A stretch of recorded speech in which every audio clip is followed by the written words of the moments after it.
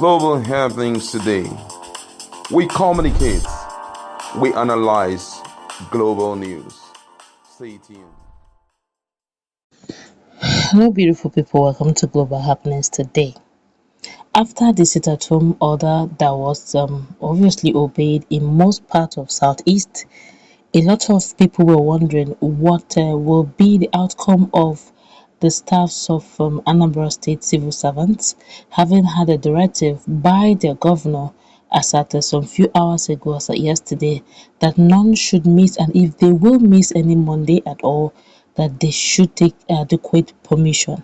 Well, the governor of Anambra State was seen at the complexes and the government lodge trying to take a lot of informations and the rosters of what happened today. In a moment, we're going to find out exactly what he found out and the appropriate sanctions, if there will be any.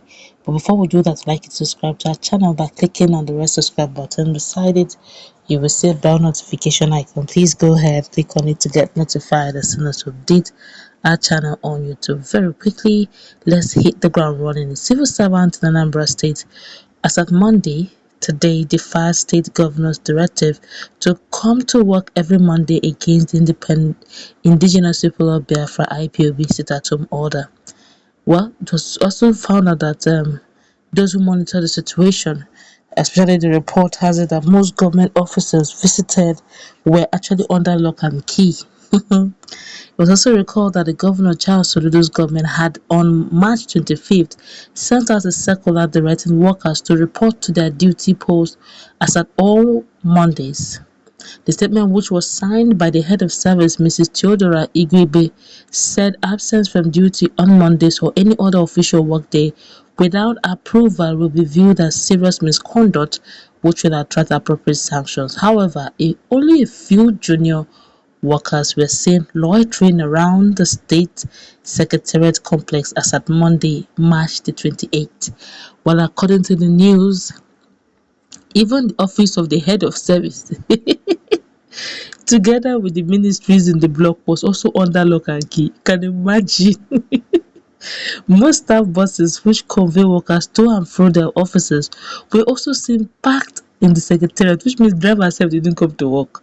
Some of the buses included Route 1 for Oka Ogidi Onisha, Route 2 for Okwa Guzu Otuocha, and Route 4 for Oka Agulu Okolobia.